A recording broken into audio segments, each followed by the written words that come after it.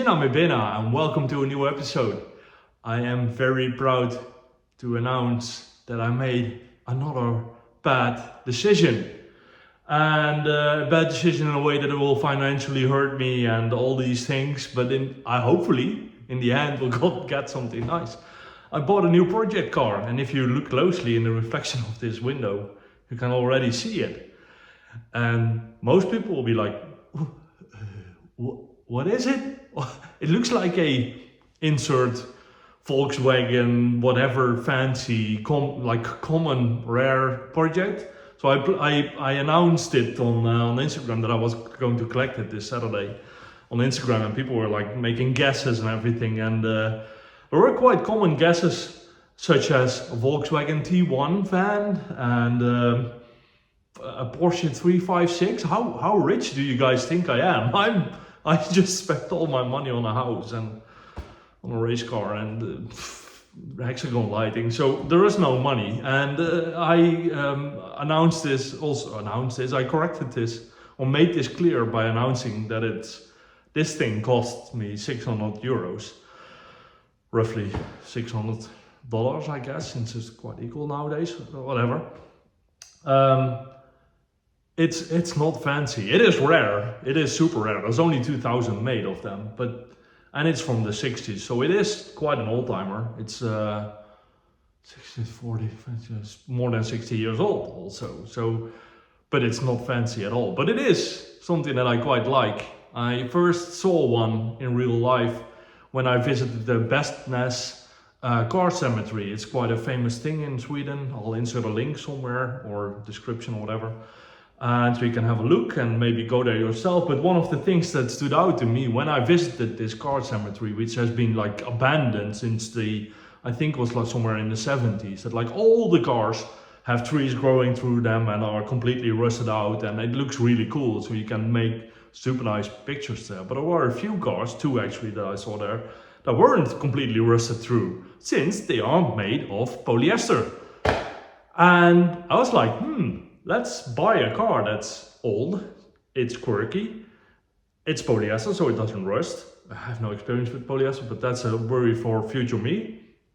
And yeah, let's make something fun from it. And yeah, so I'm going to show you guys what it is right now. So may I present to you Tjorven. I can see myself in my phone recording this, and it looks ridiculous, and it is. It's a Tjorven, and that's Swedish for I don't know. It's apparently named after some like chubby girl back in the days when you can still call people chubby. Named after a chubby girl in a TV show or a book or whatever. But I'll insert a fragment of this series now.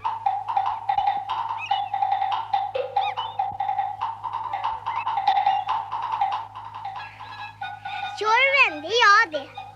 Fast jag heter egentligen Maria. Men mamma säger att jag ser ut som Tjorven. And yeah, I don't know why they called it like this. Maybe because it looks ridiculous and chubby. But it's a Tjorven, or actually called a Kalmar. No, KDV 4. I'm not too into it looks cool, so I had to have it. But it's a polyester body built by a company in Kalmar, which is in the south of Sweden, where I almost went yesterday. It's just like 50 kilometers shy of Kalmar. And they built this based on a frame and engine and everything from a DAF 44, which is cool, since that's a Dutch company and a Dutch car. So it's a Swedish thing combined with a Dutch thing, which kind of like symbolizes me if we go all soft and everything. But I kind of like the story with that. So I'm going to keep the Swedish part and get rid of the Dutch part, also kind of like symbolic, and build something myself, which will be cool. And let's first do a walk around and show you how I got this thing from Alstromo or whatever it was called, close to Kalmar, yesterday. And then I'll tell you what my plans with this are. Stay tuned. I think you will like to hear what I'm planning to do with this. So yeah.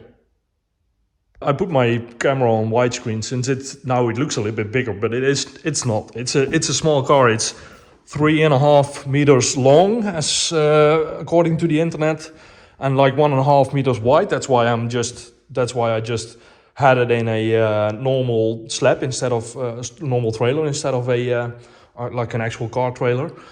It has a door in the back and it has sliding doors on both sides. I can't use them now since it's still strapped down.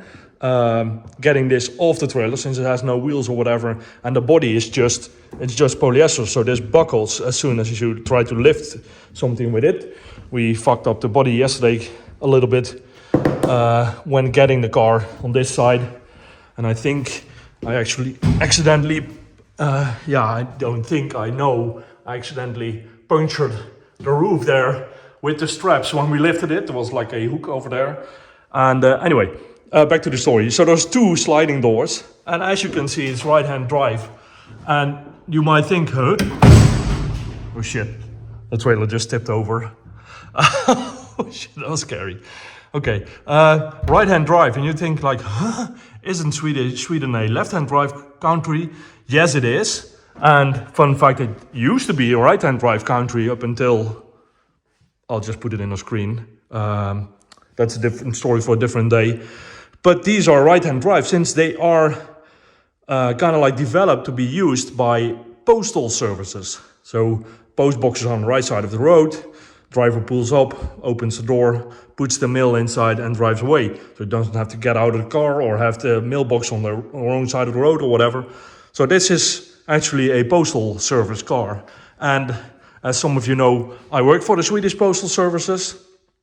And it's kind of funny since the license plate is DHL, which is also a postal service, but not the postal service for Sweden, which is kind of funny. It's a postal car. So it's a post delivery, like actual mail, like letter delivery van, which is kind of funny, I think. And also symbolizes me and Sweden and everything and blah, blah, blah, blah. So, and the original engine it came with was a DAF 44. No idea about the specs of that thing. It was kind of funny since it's a DAF. It was a variable automatic drive transmission thingy-majingy, which was like stepless, so to say. So you can just go equally fast backwards as forwards, etc., etc. It's kind of like a cool thing from the DAFs. But also, the owner had everything that belonged in this car. He took it apart already. And then this project stopped. But I left everything, the engine and the drivetrain, everything, I left it at his place. Since I have other plans, obviously, for this. So I'm actually only going to use the thing that you see now, not the frame. I brought it since I want to use that, convert that like in a dolly to move the body around before the new frame and new engine, everything is finished. But yeah, it's just the body that I'm going to use. There used to be mirrors here and a blinker here, but that's also quite common. And a headlight. This side still has a headlight, but it's in the shape you might expect. Let's try to remove the straps, balance the trailer first, or stabilize it. That's what I want to say. Stabilize the trailer. Remove the straps and then think of a plan to use the lift to remove the body from the trailer, get the trailer out and put the body on some stands. No idea how I'm going to do that, but let's first stabilize everything, take the straps away and see what we got.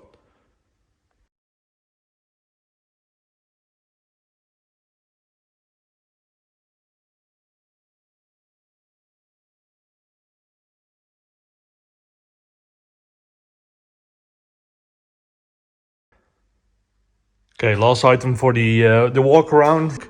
And this is the driver's compartment with some fancy seats that has seen better days. Needless to say, those will be removed. There's a box with some parts, mirrors, tail light, glass. I think this is just like a quite generic headlamp part, if I'm not mistaken. Same for the side blinkers and the headlights and everything. And I think the brakes will also not pass inspection. Needless to say, there is not much in this interior what I can use. The seatbelts look quite good given their age.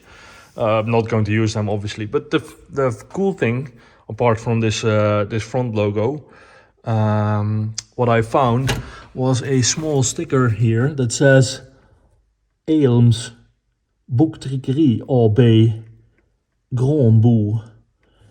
And so that's Alm's book pressing company from Groboe.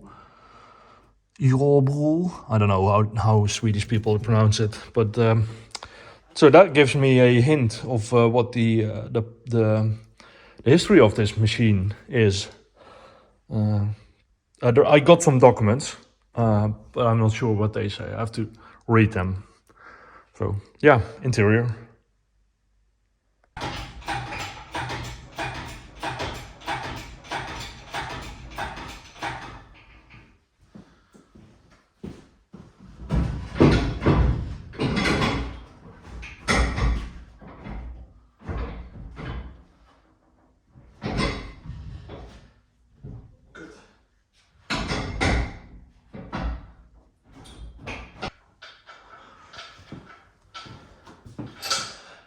Doesn't look like much, but it's floating now. So let's try to move the trailer out the garage and see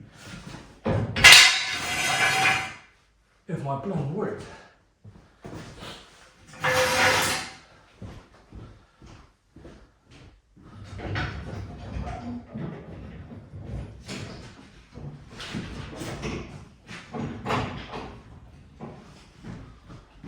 Bulky.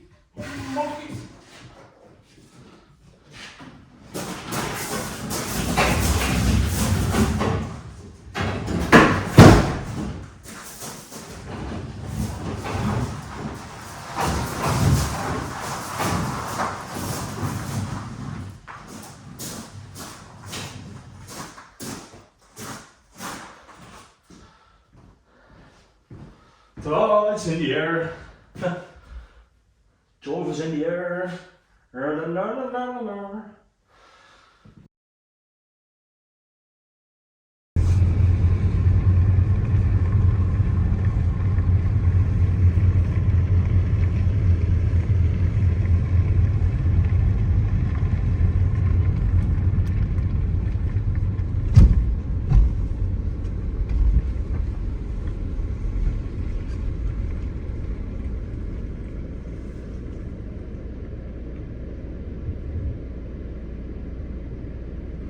2,220 kilos.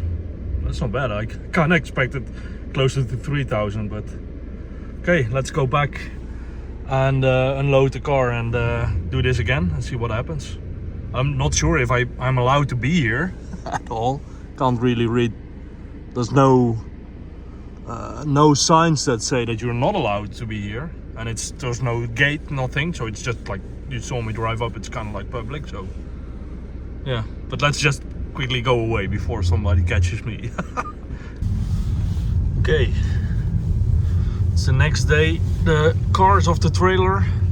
The frame's still on it, and everything in the car is the same, except for a little bit less fuel, but that's neglectable. This difference. Yeah, weighing station. Driving on, and let's see what it says. Exactly 1,800 kilos, which is kind of like way different than I expected. Like, since the internet says this V90 weighs almost 2,000 kilos, which can't be true because this is lower than that, so no idea. But let's get the fuck out of here. And yes, back in the shop, I removed all the crap that was in the back of the car. I left the seats and everything in, since they look very super lightweight, and the proper seats will be probably same weight. Anyway, I'm rambling again.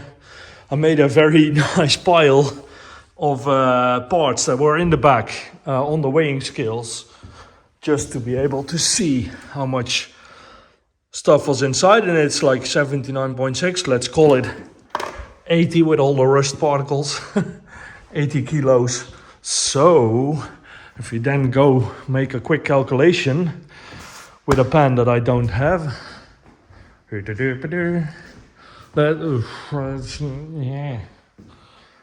pen. Kan je pen betalen?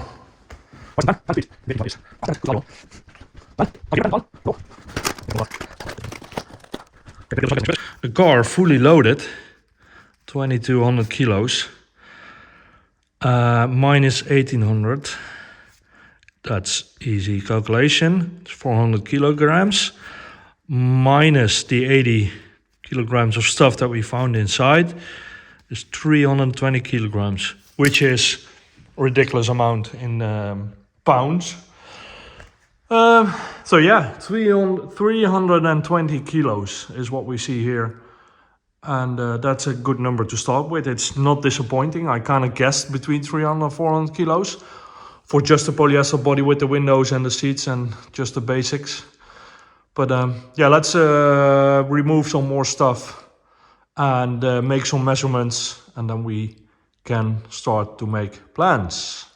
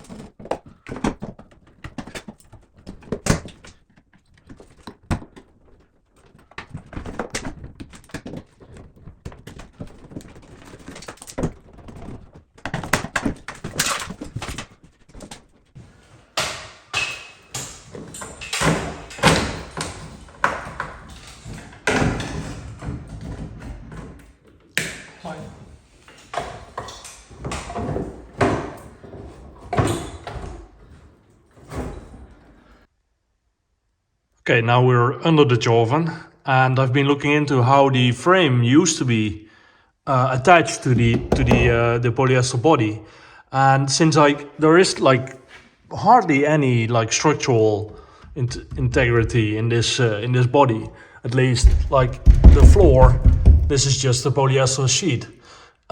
It is ribbed for your pleasure, stiffness, yeah, things. But for the rest, everything is just polyester. And I guess like in this beam, this is like a rocker panel. I think that this might contain steel. I don't know. But apparently the frame was like riveted, not even bolted, but riveted to these, where you see these patches. And there is holes now. That's where the rivet chutes used to be. And if we get up from underneath the car and walk to the front, I think, I'm not sure, but I think this is a steel piece, since the rust is quite a giveaway. But this used to be where the frame connected in the front, where the engine was. And I think these two parts are, these two things are where where it bolted down, but you can see it rains, and it rains rust, and this doesn't take much. So this has to go. I'll probably drill out all the riv nuts rivets, and then replace this with something structural and on other parts where the body will connect to the new frame, I'll probably sandwich it with a plate inside and a plate outside and just bolt screws through, and probably also like covered or bonded to the glued or bonded, or I don't know how, to the polyester body, since this setup might be okay with you when you have 34 horsepower, but for my plans I need a little bit more structural integrity for the body. Since the body will just be like a shell, the frame will be actually the thing that makes the car rigid and everything, but still I don't want the body to fall off in when cornering, so yes. I guess that's it for this episode. I can keep working, but I also have to do some editing behind the computer, and I use new software now. Hopefully you can notice it by the quality of this video. I'm trying to step up my game, but yeah, about the car. As you can see, there are some lines on it already. I started like measuring things like the wheelbase and everything, so I can start looking into the options. And then we come to the big subject of what am I going to do with it? And to be honest, I have no idea. It's going to be something cool. Obviously, it's not going to be a resto mod, since then I would have used the original engine and gearbox and everything, and I'm not going to do that. So that's why this cheap project was like the best solution for me, since I just need the body with the glass, and that's what this is. So I even got more than I actually need. And yeah, there is options, and I am planning to, the thing that I know for sure is that I'm going to look into this carefully and make less bad decisions, well, more educated guesses, instead of just winging it and just buying the first engine and gearbox setup that I can find. For like the purpose of the car, that will dictate a lot for what engine I should use. If it's just a car to drive around, then like a little bit lower horsepower engine will also be fine, like a motorcycle engine. That would be quite fun actually in this car. But as soon as you want to go race with it in whatever form, like drag racing or just track driving, whatever, then you need a little bit more horsepower, and then other things get more important. And I need to figure out what I want to do and what fits within the budget, and what is the budget. I'm going to set a budget. I don't have sponsors, as I said before. Well, I got a little bit of sponsorship with the lights, but that was just a drop on a whole plate, so that's not going to help much. Maybe if I find a good sponsor, then I can put a little bit more, make it a little bit more cool, I guess, a little more extreme. It's not the fabrication or the time, well, a little bit of the time, but it's not the fabrication skills that limit me. It's mostly a little bit time, but mostly money. I do have to run a household and everything, and I have 2 other project cars that I need to run, and yeah, that takes a lot of money. So for now, I'm going to build a dolly for the car to be moved around on. So I'm going to get some bigger wheels, so wheelbarrow wheels, and chop up the original frame for this to rest on and be able to be pushed around. And then this one goes outside. I'll have every measurement and everything I need to make plans. And then during the winter, I'll finish the 240 roll cage and make plans for this one. And as soon as the new season starts, I take the 240 out to drive, to race on the track, just track days, and then I can start building on this. So this will be spring, summer, fall, winter project. At least I'll start in spring, probably sooner, because I know myself, and probably I'll start next week or whatever. But I do want to have a proper plan for this. So if you have any ideas, I'd like to have the gearbox, the engine and gearbox in the back, since that's like 1 meter 40 square, so 1 meter 40 wide and 1 meter 40 centimeters deep. So that's a lot of space. In the engine bay, as you can see, there's not that much space. So I'd like to have the fuel tank in the front and the engine gearbox in the back.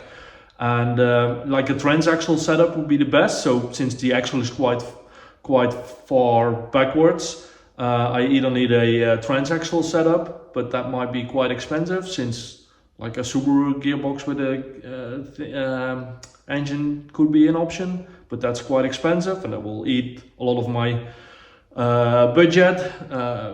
Maybe a T5, but then how there are so many questions I need to have answered first before I can make a plan. But keep tuned because it's going to be redonkulous in whatever form. So yeah, I hope you will enjoy this journey.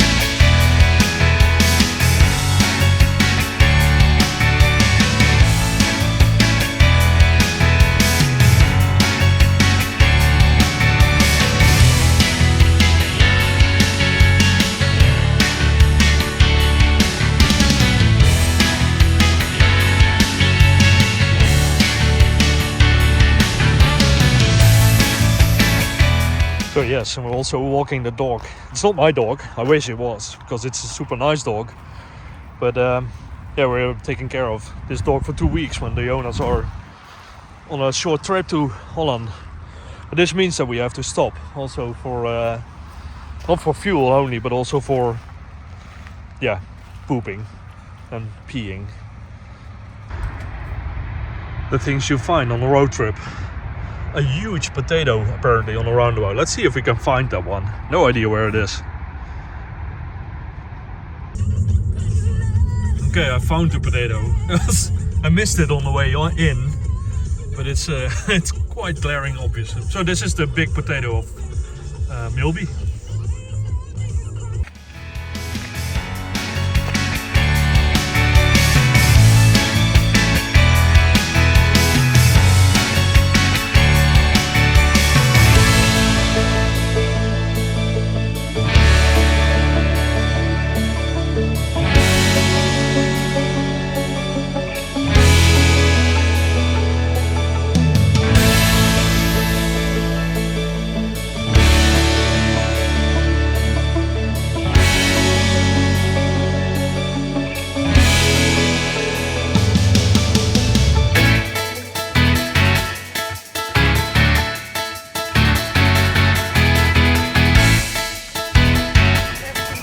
That's not going to move.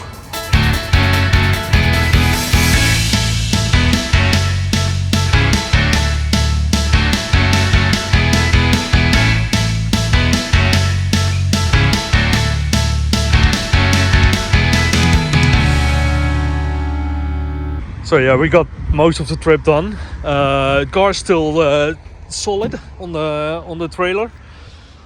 Might have been a good idea to get a little bit bigger trailer, but it fits and it's still here. And we did I think like 300 kilometers or whatever. The only thing is that the door opened a little bit probably due to the strap. But yeah, this must be quite a weird sight to drive behind. But yeah, it's good. Now I'm going to go back in the car. It's getting cold. It's around 0 now, so we're almost back home. We left this morning at 9 minutes past 7 in the morning, so it was quite dark, and we're getting home also in the dark, as you can maybe see in the background. And it's now 7 minutes past 8. We have about 2 minutes to go, so it's exactly 13 hours that we've been away to collect the new project car. And yeah, it's been mostly driving, and we spent 2 whole hours on getting this new car on the trailer. was kind of hard since it doesn't have wheels, it doesn't have an engine, gearbox, nothing. It's just a polyester box with and a frame. He had the engine, he had what's it called, suspension and gearbox, everything. But I'm like, I'm not going to use it. And if you do you mind if I just leave it at your place? And he was like, yeah, I don't care.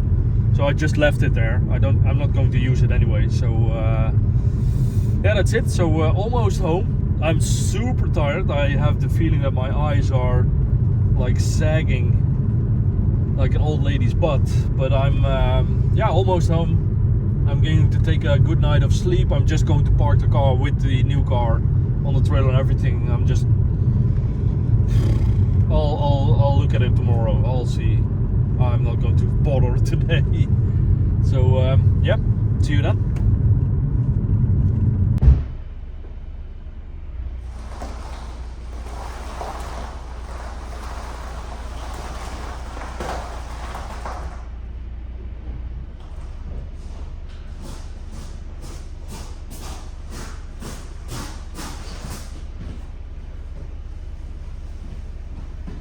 Not hitting.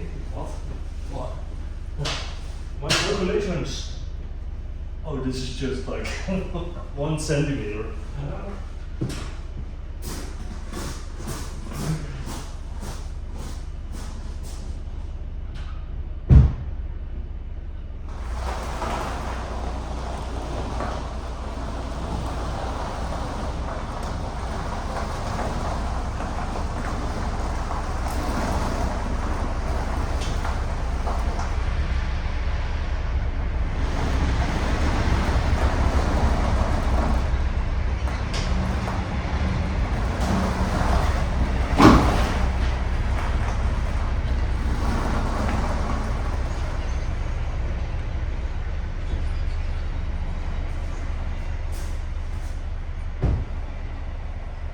That's huge.